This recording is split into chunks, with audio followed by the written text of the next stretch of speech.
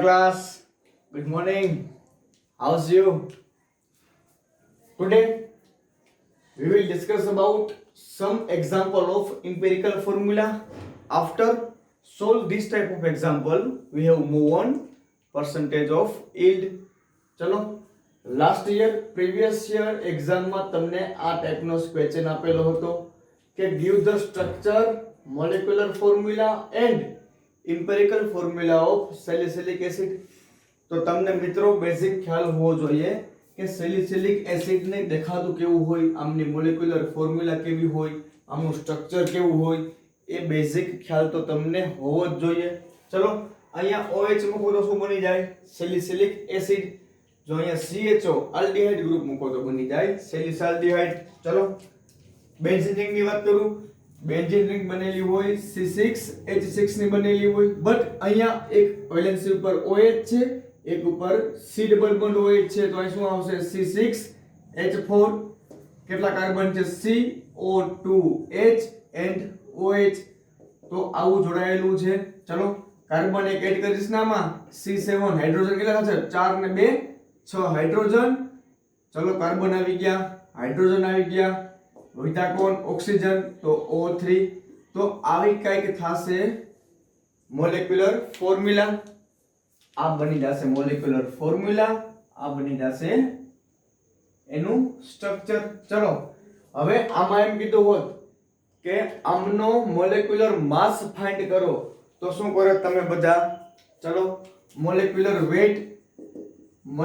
weight is equal to 7 into 12 plus 6 into 1 plus 3 into 12. તો જે પણ કે આન્સર આવત એ આન્સર શું હોત? તમારો મોલેક્યુલર વેટ. અરે હા કે ના? ચલો સેલિસિલિક એસિડ આપેલો છે, તો in the case of salicylic acid એનું સ્ટ્રક્ચર કેવું હોય? સ્ટ્રક્ચર ઉપરથી શું ફાઇન્ડ કરવાની હોય? એમની મોલેક્યુલર ફોર્મ્યુલા. અને મોલેક્યુલર ફોર્મ્યુલા ઉપરથી જો તમને હરેક એટમનો એટોમિક માસ આવડતો હોય તો શું મળી જાય? મોલેક્યુલર વેટ મળી જાય, અથવા આમને જ કહેવાય મોલેક્યુલર માસ. અરે કેમિસ્ટ્રીની ભાષામાં માસ અને વેટ બે કેવા હોય? સેમ હોય. ચલો અહીંયા થોડાક મેં બેઝિક એક્ઝામ્પલ આપેલા છે, તમને ખબર પડે કે જે પણ કઈ આ મોલેક્યુલર ફોર્મ્યુલા છે, તો આ મોલેક્યુલર ફોર્મ્યુલા ઉપરથી એની ઇમ્પેરિકલ ફોર્મ્યુલા કેમ લખવી? ચલો થોડોક બેઝિક ખ્યાલ મેળવીએ. ચલો અહીંયા શું આપેલું છે? C8H18. તો આમના માટેની ઇમ્પેરિકલ ફોર્મ્યુલા શું હોય? ચલો શું જોવાનું? કાર્બન કેટલા છે? 8. હાઇડ્રોજન કેટલા છે? 18. ચલો 8 અને 18 આ બંને ડિજિટ 8 અને 18. આમને જો હું 2 વડે ડિવાઈડ કરું તો આન્સર શું આવશે? 4 અને 9. અરે જે પણ કઈ આન્સર આવે ને એ આન્સર કેવો હોવો જોઈએ? હોલ નંબરમાં આન્સર આવવો જોઈએ, આખો નંબર મળવો જોઈએ. આવો આન્સર આવે તો કોઈ દિવસ આવા ભાગ નહીં પાડવાના. ઓકે, જે પણ જેટલા બી એલિમેન્ટ પ્રેઝન્ટ છે બધા એલિમેન્ટ ડિવાઇડેબલ હોવા જોઈએ. અને કેવા ડિવાઇડેબલ હોવા જોઈએ? હોલ નંબરમાં ડિવાઇડેબલ હોવા જોઈએ. તો અને તો જ એના ભાગ પાડવાના. ચલો C8H18 જો આને 2 વડે ડિવાઈડ કરીશ તો 8/2 આન્સર આવશે 4. 18/2 આન્સર આવશે 9. તો C8H18 મોલેક્યુલર ફોર્મ્યુલા માટે તમારી ઇમ્પેરિકલ ફોર્મ્યુલા બનશે C4H9. સેમ વેમાં વાત કરો, C8H6O4 also it is divisible by 2. જો આને 2 વડે ભાગ પાડશો તો 8 ના ભાગ પાડો, 4 6 ના 3 O ના 2. તો જેના ભાગ પાડવાના પોસિબલ હોય 2 વડે, 3 વડે, 4 વડે, અરે ગમે તેટલા નંબર વડે તમે ભાગ પાડી શકો. બટ કન્ડિશન શું છે કે એના ભાગ પડવા જોઈએ, બધા જ એટમના ભાગ પડવા જોઈએ. અને કેવા પડવા જોઈએ? હોલ નંબરમાં ભાગ પડવા જોઈએ. ઓકે, પૂર્ણાંક સંખ્યા આવી જોઈએ, અપૂર્ણાંક સંખ્યા ના ચાલે. ચલો C3N12 જો આને હું 3 વડે ડિવાઈડ કરું તો 3/3 આન્સર આવશે 1. 12/3 આન્સર આવશે 4. આવે ને અહીંયા? ચલો આવું આપેલું છે 3 into 12 3/3 કેન્સલ 1 4 તેરી 12. અહીંયા આવશે CN4. તો CN4 છે એ C3N12 માટેની ઇમ્પેરિકલ ફોર્મ્યુલા બનશે. ચલો હવે આવું એક્ઝામ્પલ આપેલું છે P2S3. ચલો આ 2 ના ભાગ પાડું. ચલો શું વાત કરેલી છે અહીંયા? P2 અને S3 માટેની વાત કરેલી છે. આ તો 2 વડે ડિવાઇડેબલ છે, આ 3 વડે ડિવાઇડેબલ છે, બટ આવું ક્યારેય ના કરવું, સેમ નંબર જ રાખવો. ઓકે, આખે આખા ફોર્મ્યુલાને 2 વડે યા તો 3 વડે યા તો 4 વડે યા તો n નંબર વડે ડિવાઇડ કરવાનો. જો બધા જ એટમ ડિવાઇડેબલ હોય તો અને તો જેની ઇમ્પિરિકલ ફોર્મ્યુલા પોસિબલ બનશે. આવા કેસમાં જે પણ કઈ મોલેક્યુલર ફોર્મ્યુલા આપેલી હશે એ જ તમારી બનશે ઇમ્પિરિકલ ફોર્મ્યુલા. સપોઝ કે S8 આપેલા છે, ખાલી S8 આપેલા છે, 8 વડે ડિવાઇડ કરી નાખો, શું આન્સર આવશે? S. અને C2H2, C3H3, C4H4, C5H5, C6H6, અરે આવી n નંબર ઓફ સિસ્ટમ આપેલી હોય, C12H12 ગમે તે આપેલું હોય, એમના માટે ઇમ્પિરિકલ ફોર્મ્યુલા બનશે CH. શું કામ? અરે ચલો ને C24H24 આપેલા છે, તો આમને હું ડિવાઇડ કરીશ 24 આરે, શું આન્સર આવશે? CH. તો આવી બધી સિસ્ટમ માટે આન્સર આવશે CH. ચલો હવે વાત કરીએ કે C7H6O3. આવી આપણને મોલેક્યુલર ફોર્મ્યુલા મળે છે સેલિસિલિક એસિડ ની. તો આ સેલિસિલિક એસિડ ની ફોર્મ્યુલાને તમે કોઈ પણ નંબર વડે ડિવાઇડ નહીં કરી શકો, તો તમારી જે મોલેક્યુલર ફોર્મ્યુલા છે ને મિત્રો, એ જ તમારી બની જશે ઇમ્પિરિકલ ફોર્મ્યુલા. તો આવા કેસમાં મોલેક્યુલર ફોર્મ્યુલા અને ઇમ્પિરિકલ ફોર્મ્યુલા કેવી રાખવાની? સેમ રાખવાની. ચેન્જ કેમ આવશે? કે જે મોલેક્યુલર ફોર્મ્યુલાને તમે ડિવાઇડ કરી શકશો, જેને તમે ભાગી શકો, તો એવી જ માત્ર મોલેક્યુલર ફોર્મ્યુલાને કન્વર્ટ કરવાની હોય ઇમ્પિરિકલ ફોર્મ્યુલામાં. જો આવા કેસ આવી જાય, જો ડિવાઇડેબલ પોસિબલ ના હોય, તો તમને જે પણ કઈ મોલેક્યુલર ફોર્મ્યુલા મળે છે એ જ તમારી બની જાય ઇમ્પિરિકલ ફોર્મ્યુલા. ચલો ફટાફટ રિવાઇઝ કરીએ ને કેટલું કેટલું સ્ટડી કર્યું. તો સ્ટાર્ટિંગ કર્યું હતું percentage of weight by volume. ચલો આમની ડેફિનેશન શું થાય? તો કે weight of solute in gram divided by volume of solution in ml into 100. જો ખાસ યાદ રાખજો મિત્રો, અહીંયા બોલું છું હું સોલ્યુટ, અહીંયા બોલું છું હું સોલ્યુશન. આ એક ટર્મ યાદ રાખજો, સોલ્યુટ અને સોલ્યુશન વાળી. ઓકે, ચલો સપોઝ કે વોલ્યુમ બાય વોલ્યુમ ની વાત કરતા હોય તો weight of solute in ml divided by volume of solution in ml divided by 100. ચલો હવે આપણે વાત કરતા હોય percentage of weight by weight ની.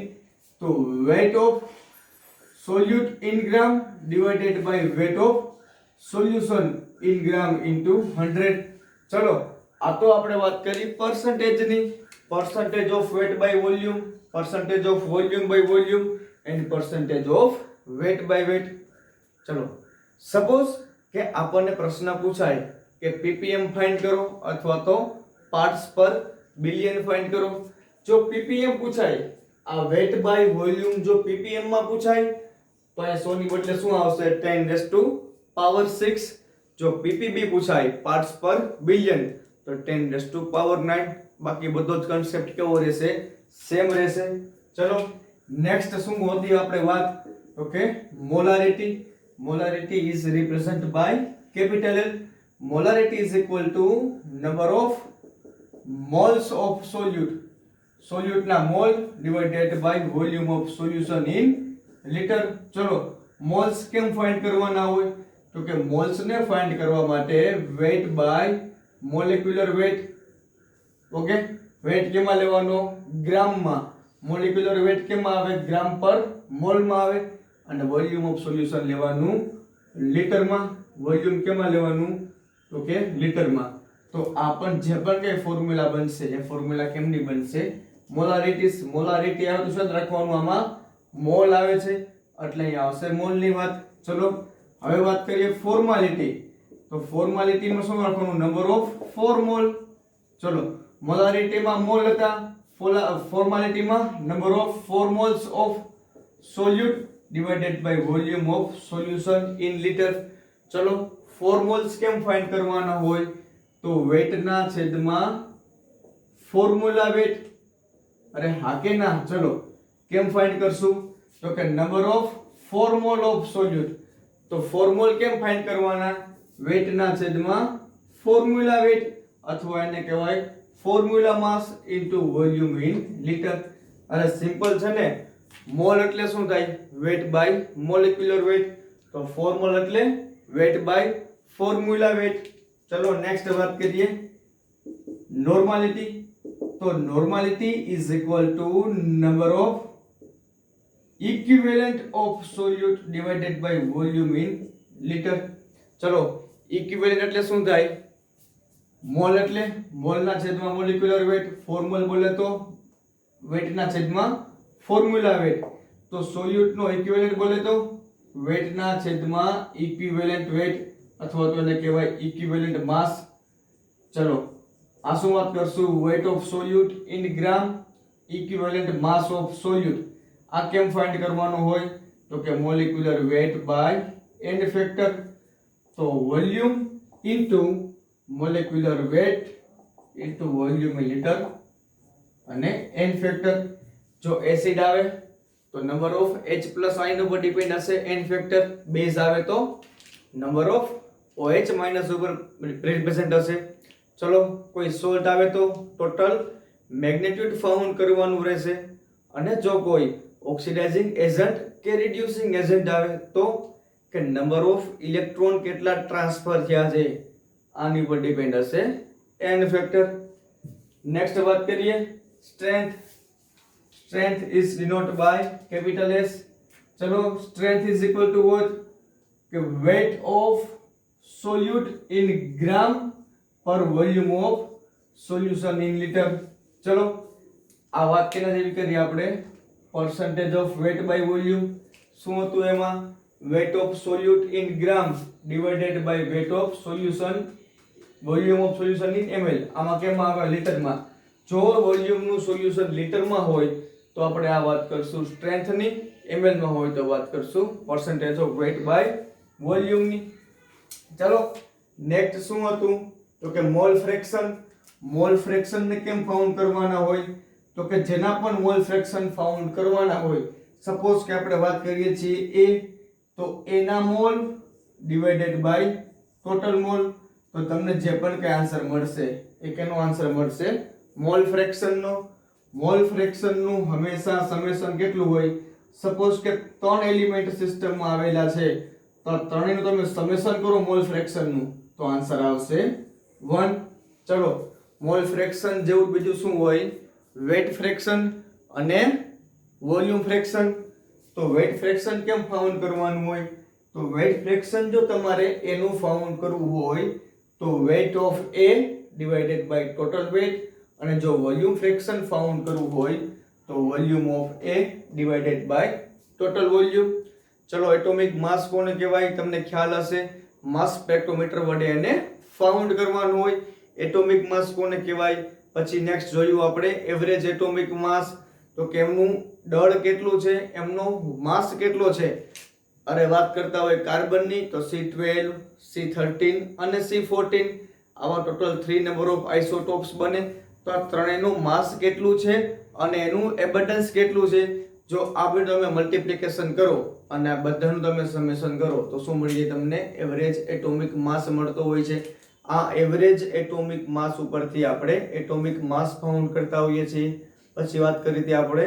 ફોર્મ્યુલા માસની તો ફોર્મ્યુલા માસ ક્યારે ગોતવાનો હોય જ્યારે આયોનિક કમ્પાઉન્ડ પ્રેઝન્ટ હોય ત્યારે અરે આયોનિક કમ્પાઉન્ડ સિંગલ ફોર્મમાં એક્ઝિસ્ટ નહીં કરતા હોય કેમાં એક્ઝિસ્ટ કરતા હશે તો કે પોઝિટિવ આયન નેગેટિવ આયન વચ્ચે કંઈક ટાઈપ ઓફ એટ્રેક્શન લાગતું હશે અને આ 3 ડાયમેન્શનમાં એનું એરેન્જમેન્ટ થયેલું હશે અને બલ્કી સ્ટ્રક્ચર હશે तो आवा स्ट्रक्चर ना જ્યારે તમે વેટ ફાઇન્ડ કરો છો એને કહેવાય ફોર્મ્યુલા વેટ અથવા તો ફોર્મ્યુલા માસ પછી શું જોયું આપણે ઇમ્પિરિકલ ફોર્મ્યુલા કોને કહેવાય જોઈ ગયા હતા આપણે ઓકે નેક્સ્ટ પરસેન્ટેજ કમ્પોઝિશન કોને કહેવાય એ પણ જોઈ ગયા હવે વાત કરીએ આપણે કે પરસેન્ટેજ ઓફ યીલ્ડ કોને કહેવાય તો ચલો ફટાફટ હેડિંગ લગાવો હેડિંગ કરો percentage of yield તો પર્સન્ટેજ ઓફ યીલ્ડ કેટલી ટાઈપની હોય? બે ટાઈપની હોય. એક તો હોય થિયોરેટિકલ યીલ્ડ અને સેકન્ડ હોય પ્રેક્ટિકલ યીલ્ડ. ચલો, કોને કહેવાય થિયોરેટિકલ યીલ્ડ અને કોને કહેવાય પ્રેક્ટિકલ યીલ્ડ? ચલો, સપોઝ કે તમે કોઈ 10 ગ્રામ રિએક્ટન્ટ યુઝ કરો છો. આ 10 ગ્રામ રિએક્ટન્ટ માંથી જો તમે 20 ગ્રામ પ્રોડક્ટ ફોર્મ કરો છો તો આ જે પ્રોડક્ટ ફોર્મ થઈ ને મિત્રો, આને જ કહેવાય યીલ્ડ. ચલો એક એક્ઝામ્પલ આપું. સપોઝ કે તમારે ઘરે કોઈ શાક બનાવવું છે.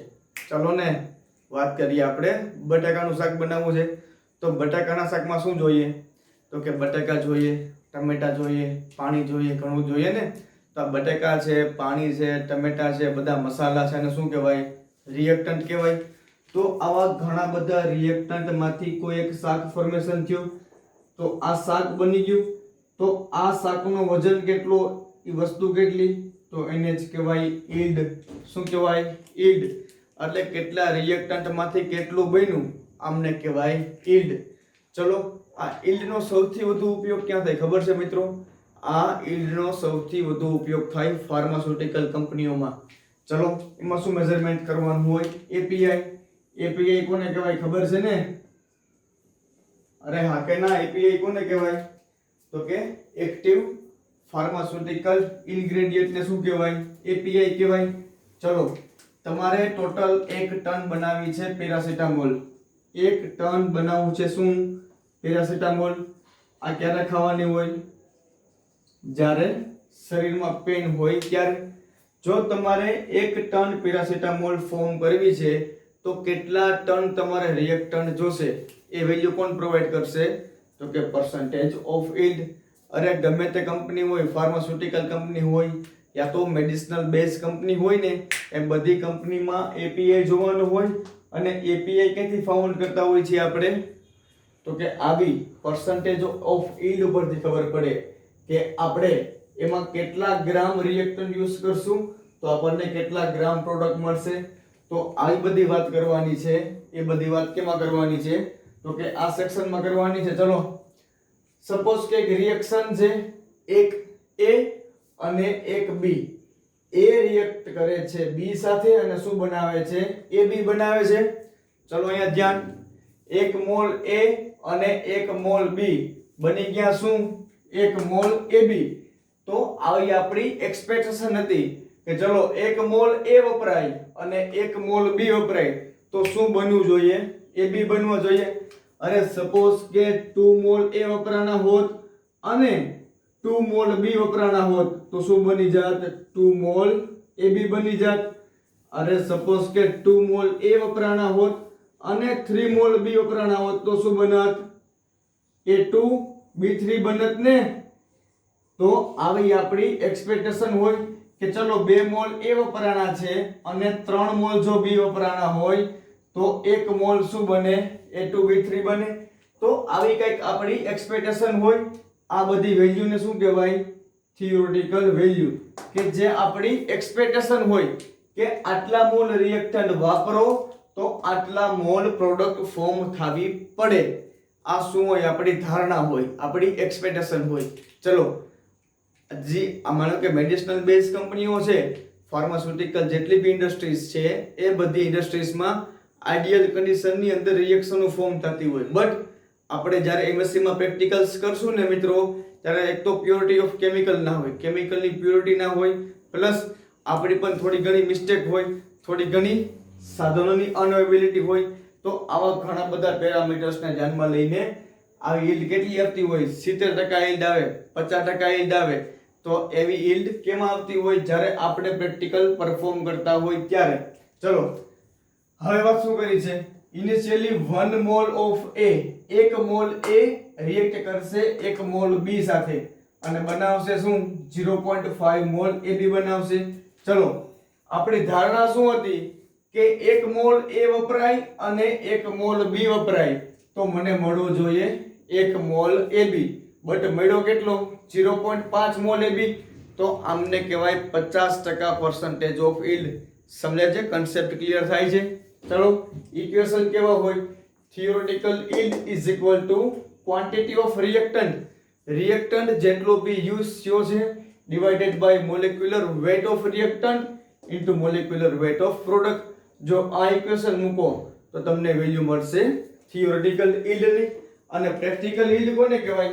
ચલો આ તો આપણે ધારણા કરીએ છીએ ને કે જો આવામાંથી આવું કરે તો મને આ ટાઈપની પ્રોડક્ટ મળે, બટ એક્ચ્યુઅલમાં કેટલી પ્રોડક્ટ મળે છે?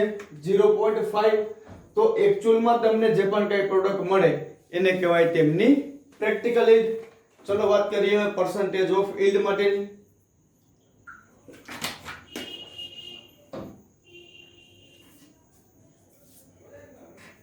percentage of yield is equal to practical yield. તમને જે પણ કઈ વેલ્યુ મળી છે, તમે જ્યારે પ્રેક્ટિકલ ને પરફોર્મ કરો છો, એ પ્રેક્ટિકલ ને પરફોર્મ કર્યા બાદ તમને જે પણ કઈ વેટમાં તમારી પ્રોડક્ટ મળે છે એ એક્ચ્યુઅલ પ્રોડક્ટ મળી તમને. ઓકે, કેટલી મળી? તો કે after perform practical, but before perform practical, practical ને પરફોર્મ કર્યા પહેલા તમે એવું એઝ્યુમ કર્યું ને કે સપોઝ કે 2 મોલ A યુઝ થયા હોત અને જો 2 મોલ B યુઝ થયા હોત તો મને આવી પ્રોડક્ટ મળવી જોઈતી હતી. આને કહેવાય એક્ચ્યુઅલ વેટ, આને કહેવાય ઓપ્ટેન વેટ. તો obtain divided by actual into 100. 100 શું કામ આવે? તો કાંઈ પર્સન્ટેજ છે એટલે. ચલો એક એક્ઝામ્પલ આપેલું છે. સપોઝ કે એ પ્રોડક્ટ ફોર્મેશન થાય છે કેમાંથી? રિએક્ટન્ટ B માંથી. આ B નું વજન છે x ગ્રામ. તો ક્વોન્ટિટી કેટલી છે ગ્રામમાં? તો x gram divided by molecular weight of reactant into molecular weight of product. તમને જે પણ કઈ આન્સર મળે એ આન્સર તમારો કેનો આવશે? થિયોરેટિકલ yield નો.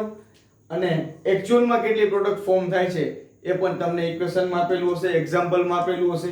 તો આ બેનો તમે રેશિયો લઈ લો અને ઇન્ટુ 100 કરો એટલે શું મળી જાય? percentage of yield.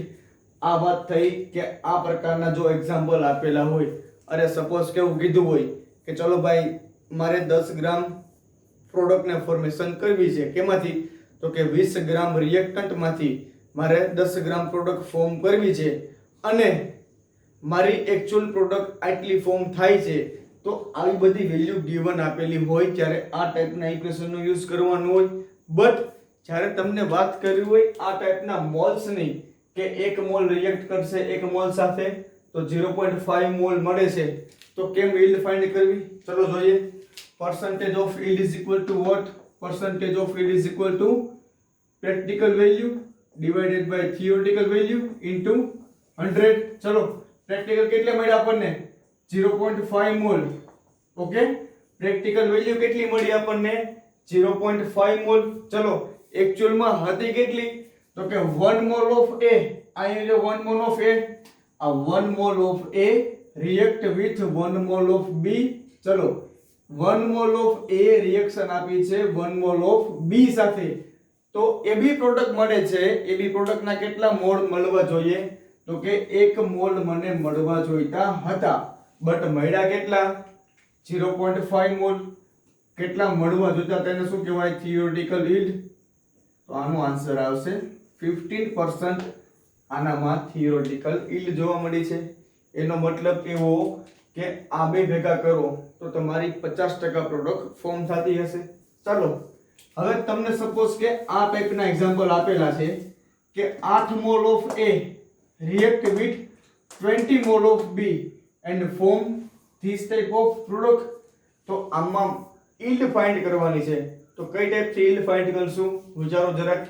ચલો આપેલું શું છે કે A અને B આમાંથી શું ફોર્મેશન કરવાનું છે? A અને B આમાંથી ફોર્મ શું કરવાનું છે? A2B3. ચલો તમને આવું ક્યારે પણ કોમ્પ્લિકેશન વાળું એક્ઝામ્પલ આપેલું હોય તો પેલું કામ શું કરવાનું? તો કે આવી એક સિમ્પલ રિએક્શન લખી નાખવાની કે A અને B માંથી બનાવવાના છે A2B3. તો તમારું ફર્સ્ટ સ્ટેપ શું હોય? તો કે ટુ રાઇટ ધ રિએક્શન લખવી. ચલો હવે રિએક્શન ને શું કરવાનું છે? બેલેન્સ કરવાના છે. કેટલા A છે અહીંયા? 2. તો અહીંયા આવશે 2A. અહીંયા કેટલા B છે? 3. તો અહીંયા આવશે 3B. તો 2A અને 3B આ બંનેમાંથી બનતું હશે A2B3. હવે એક્ઝામ્પલમાં શું આપેલું છે રકમમાં? તો કે કેટલા મોલ આપેલા છે? 8 મોલ ઓફ A અને 20 મોલ ઓફ B. ઓકે, આમાંથી કેટલા મોલ બને છે તો કે 3 મોલ ઓફ A2B3 બનતા હશે. ઓકે, આવી આપણને વાત કરી છે એક્ઝામ્પલમાં. જો 8 મોલ A અને 20 મોલ B માંથી 3A2B3 મળતા હોય તો આમના માટેની percentage of yield ફાઇન્ડ કરવાની છે. પેલું કામ શું બને છે, શું A2B3 કેમાંથી, A અને B માંથી, તો રિએક્શન ને બેલેન્સ કરો. બેલેન્સ કર્યા બાદ સેકન્ડ સ્ટેપમાં શું કરવાનું તો કે સેકન્ડ સ્ટેપમાં કરવાનું કે તમને જે પણ કે એક્ઝામ્પલ આપેલું છે, એક્ઝામ્પલમાં કેટલા મોલ આપેલા છે એ મોલ લખવાના. થર્ડ સ્ટેપમાં શું કરવાનું, સેકન્ડ અને ફર્સ્ટ નો રેશિયો લેવાનો 8/2 and 20/3. 8/2 આન્સર કેટલો આવશે 4 76,2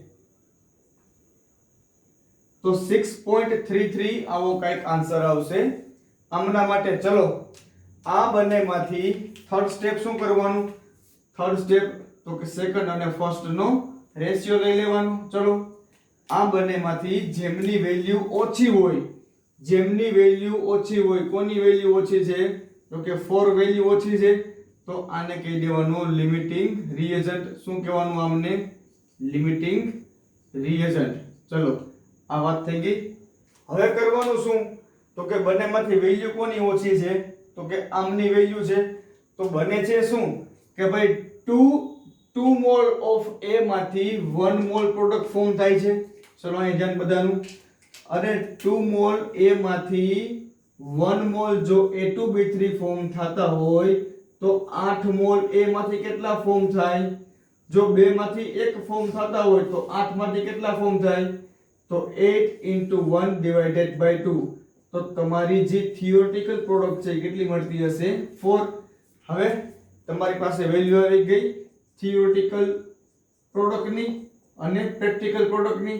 સિમ્પલ છે, શું કરવાનું તો કે percentage of yield is equal to practical કેટલા મળ્યા તમને 3, એક્ચ્યુઅલમાં કેટલા મળવા જતા હતા તો કે 4 divided by 125.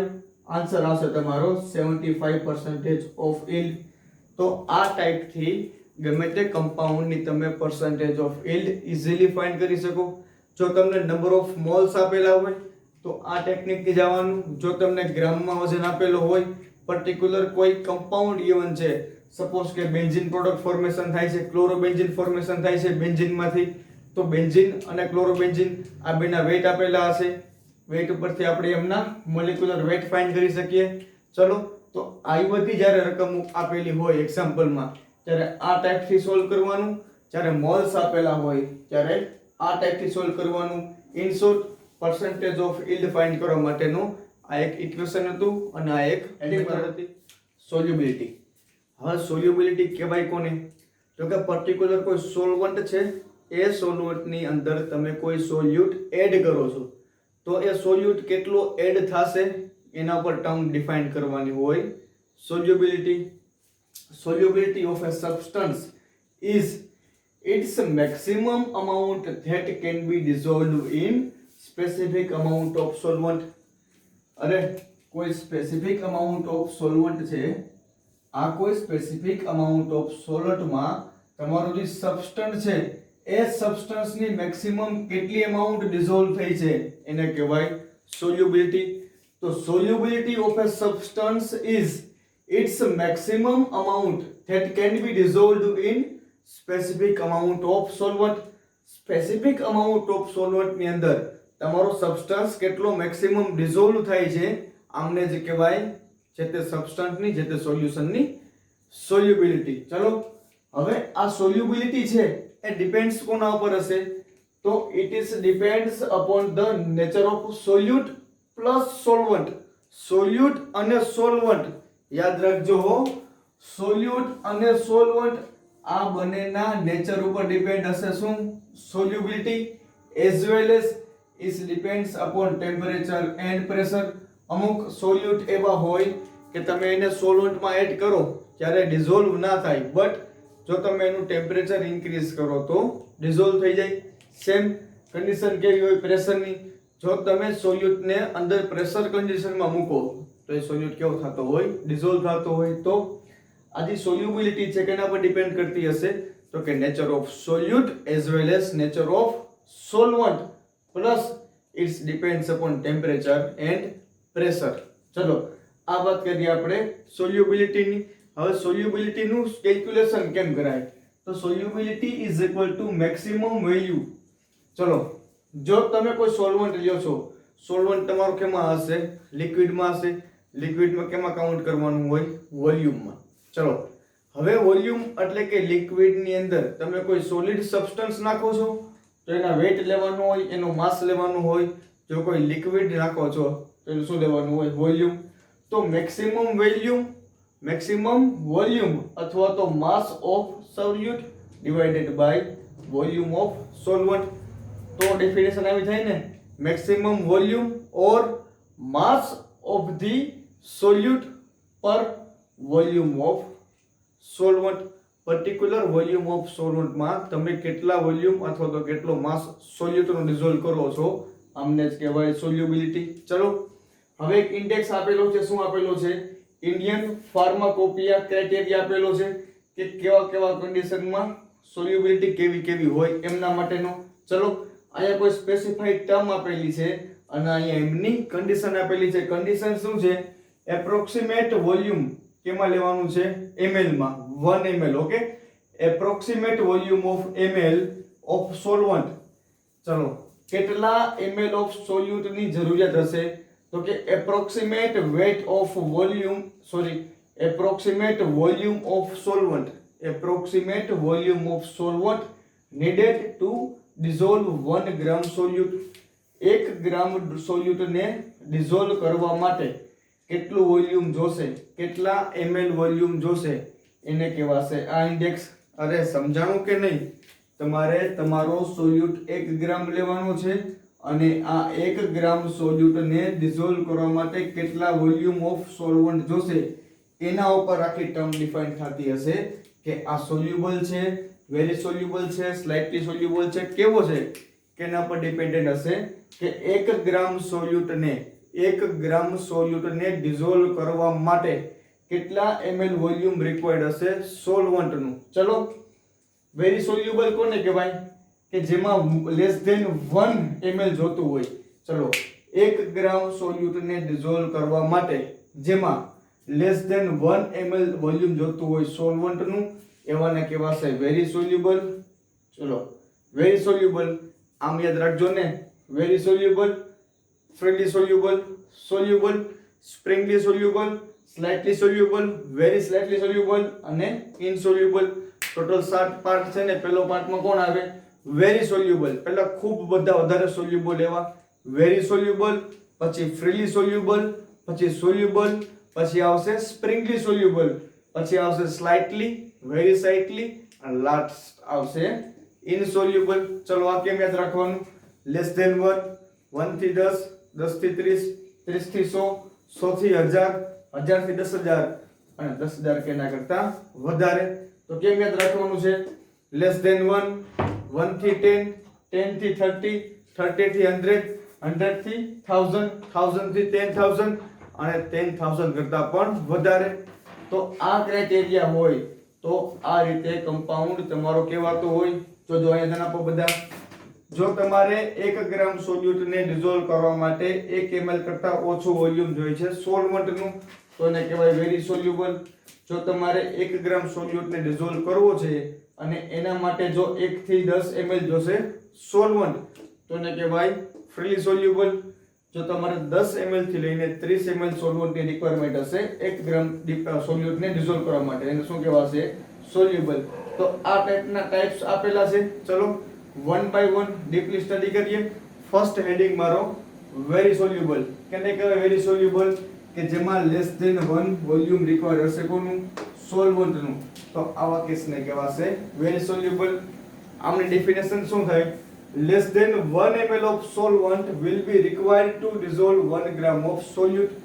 અરે જો તમારે 1 ગ્રામ ઓફ સોલ્યુટ ને ડિઝોલ્વ કરવો છે તો કેટલા વોલ્યુમની રિક્વાયરમેન્ટ છે સોલ્વન્ટના? તો લેસ ધેન 1. તો less than 1 ml of solvent will be required to dissolve 1 gram of solute. અથવા તો કહી શકાય solute will be very soluble if 1 ml of solvent will dissolve more than 1 grams of solute. 1 ml solvent 1 ગ્રામ કરતા વધારે સોલ્યુટને dissolve કરતો હોય તો આવા સોલ્યુટને શું કહેવાય? Very soluble. આમનું એક્ઝામ્પલ આપેલું છે chloral hydrate is very soluble in water. ચલો સેકન્ડ શું છે? Freely soluble. શું ક્રાઇટેરિયા હોય એમનો? તો કે 1 થી 10 ml 1 to 10 ml solution requirement હોય ને, 1 થી 10 ml સોલ્વન્ટ ની રિક્વાયરમેન્ટ હોય 1 ગ્રામ સોલ્યુટને ડિઝોલ્વ કરવા માટે. ચલો શું છે definition? 1 to 10 ml of solvent will be required to dissolve 1 gram of solute, અથવા તો 1 gram of solute requires 1 to 10 ml of solvent to dissolve. 1 gram સોલ્યુટ ને શું રિક્વાયરમેન્ટ હશે? 1 થી 10 ml ઓફ સોલ્વન્ટ ની. જ્યારે 1 ગ્રામ મારે ડિઝોલ્વ કરવો હશે તો મારે મેક્સિમમ 10 ml સુધી સોલ્વન્ટ ની રિક્વાયરમેન્ટ હશે. આવા કેસને કહેવાય ફ્રીલી સોલ્યુબલ. કોનું એક્ઝામ્પલ આવે? તો કે cetrimide is freely soluble in water. આવા એક્ઝામ્પલ કહેવાશે ફ્રીલી સોલ્યુબલ ના. ચલો થર્ડ પોઈન્ટ શું છે? From 10 to 30. આવા કેસ કેમાં આવશે? સોલ્યુબલ માં આવશે. ચલો ડેફિનેશન શું થાય? 10 to 30 ml of solvent will be required to dissolve 1 gram of solute. 10 થી લઈને 30 ml of solvent will be required. આટલી ml રિક્વાયરમેન્ટ હશે 1 ગ્રામ સોલ્યુટ ને ડિઝોલ્વ કરવા માટે. આને શું કહેવાય? સોલ્યુબલ. અથવા તો બીજી ભાષામાં કેવું હોય તો 1 gram of solute required to 10 to 30 ml of solvent to dissolve. Example, okay, cortisone acetate is soluble in chloroform. આ સોલ્યુબલ હશે, આ ફ્રીલી સોલ્યુબલ હશે અને આ વેરી સોલ્યુબલ હશે. ચલો ફોર્થ વન શું આપેલું છે? Fourth one is sparingly soluble. શું કેસ હશે? 30 થી 100 ml રિક્વાયરમેન્ટ હશે સોલ્વન્ટ ની. તો આમના માટે શું ડેફિનેશન બને? ચલો શું બને ડેફિનેશન? તો કે કેસ કેનો છે? સ્પ્રેંગલી સોલ્યુબલ. લખી નાખવાનું અહીંયા 4 નંબર કરીને શું? સ્પ્રેંગલી સોલ્યુબલ. કાઉસમાં લખવાનું 30 થી 100. ચલો definition 30 to 100 ml of solvent will be required to dissolve 1 gram of solute, અથવા તો 1 gram of solute required to 30 to 100 ml of solvent to dissolve. Example આપી દેવાનું. codeine phosphate is sparingly soluble in chloroform. ચલો fifth number શું છે? 100 to 1000 કેનું example છે? Slightly soluble નું. Heading મારો સ્લાઇટલી સોલ્યુબલ. એમાં લખો 100 to 1000 ml of solvent will be required to dissolve 1 gram of solute, અથવા તો 1 gram of solute required to 100 to 1000 gram ml of solvent to dissolve. એનામાં example આપી દો. chloroform is slightly soluble in water. ચલો next કોણ છે? 6 number. શું છે કન્ડિશન? 1000 to 10000. હેડિંગ મારો વેરી સ્લાઇટલી સોલ્યુબલ. એમાં લખો શું? તો કે 1000 to 10000 ml of solvent will be required to dissolve 1 gram of solute, અથવા તો લખો 1 gram of solute required to 1000 to 10000 ml of solvent to dissolve. Example લખો diazepam is very slightly soluble in water. and last case આવશે કેના માટેનો? insoluble માટેનો. લખો એમાં more than 10000 10000 લખવાનું. એમાં શું? more than 10000 ml of solvent will be required to dissolve 1 gram of solute, અથવા તો લખવાનું 1 gram of solute required to more than 10000 ml of solvent to dissolve. Example લખો glycerin is insoluble in ether. ચલો એકદમ simple concept છે. ખાલી આ એક પોઈન્ટ યાદ રાખો. ડેફિનેશન લખતા આવડી ગઈ. યા શું રાખવાનું છે? પહેલા કોણ આવશે? વેરી સોલ્યુબલ, પછી ફ્રીલી સોલ્યુબલ. પહેલા તો ખૂબ બધા વધારે હોય એટલે કે વેરી સોલ્યુબલ, પછી ફ્રી સોલ્યુબલ, પછી soluble, sparingly soluble, slightly soluble, very slightly soluble, last આવશે ઇનસોલ્યુબલ. કોમ યાદ રાખવાના? લેસ ધેન 1, 1 થી 10, 1 થી 10, 10 થી 30, 30 થી 100, 100 થી 1000, 1000 થી 10000 અને લાસ્ટ આવશે 10000 કરતા વધારે. તો સિમ્પલ છે વાત. આ ટાઈપના એક્ઝામ્પલમાં આ ટાઈપના તમને પ્રશ્નો એક્ઝામમાં પૂછાયેલા છે. લાસ્ટ એક્ઝામમાં પૂછેલું હતું કે very soluble, soluble, sparingly soluble અને ઇનસોલ્યુબલ કોને કહેવાય સમજાવો. તો આ ટાઈપના એક્ઝામ્પલ જો તમને એક્ઝામમાં પૂછાય તો આવડવા જ જોઈએ. તો આ લેક્ચરમાં બસ આટલું રાખીએ છીએ. અસ્તુ. જય શ્રી કૃષ્ણ. જય હિન્દ.